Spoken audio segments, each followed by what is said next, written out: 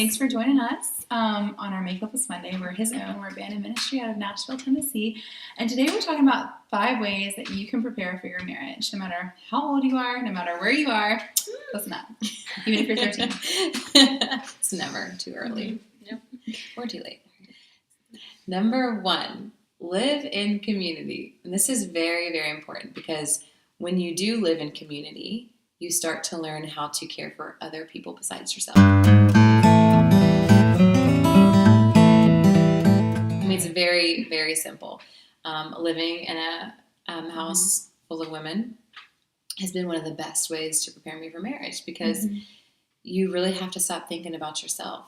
The other thing about living in community is you also have to practice intimacy, you know, like with that kind of closeness. And that's also a really good way to prepare for your marriage because I don't know about you, but I want intimacy in my marriage. You want to be close with your husband, you know, so it's like to be just practice that closeness with the people you're living with. Being, sharing your hearts with each other, letting yourself be seen. Yeah, and number 2 is find practical ways to come out of yourself and serve.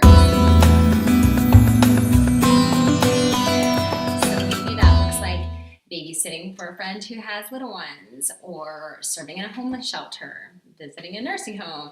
There's a million different ways to practice it, but doing something very concrete to come out of yourself. Number 3, practice listening. This can be kind of hard, especially for us who like to talk, you know, but practice keeping silence, even on like a weekly basis or a daily basis, because when you get married, it's not just about you, it's about that other person. You have to keep in mind, you have to keep an open mind to that person. And you have to really also practice listening to that person without like any ulterior motives or, you know, trying to make your point, but just really listening for the sake of that person. So I think keeping silence is a really good thing to do.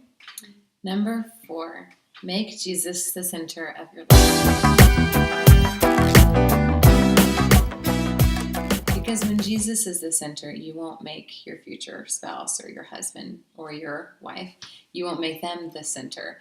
And if that happens, that can be very destructive to make somebody else the center, the end all, the be all, because then you expect perfection and only Jesus is perfect. So some practical ways to make Jesus the center is to have your daily prayer life kind of already set in place. So if it's going to adoration, for 3 times a week, or maybe every day you want to spend like 15 minutes in silent prayer before you start your day.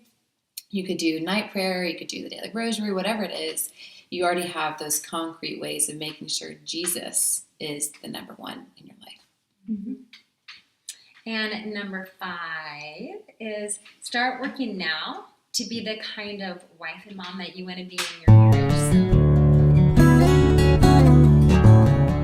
So if you want to be a good cook, start maybe taking a cooking class. If you want to be able to clean well or run a house well, start working on some organizational skills, get a calendar.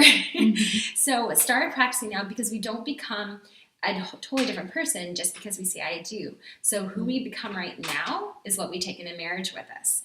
So start right now. Mom always said you don't magically just get all these virtues when you become a wife or husband. Have to start practicing them now.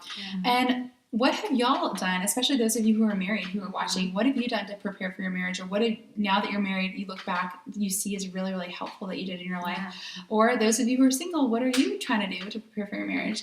Come and find us. Facebook and Instagram, BSM, Twitter, BSM Music. Thanks. Thanks, guys. Bye. Bye.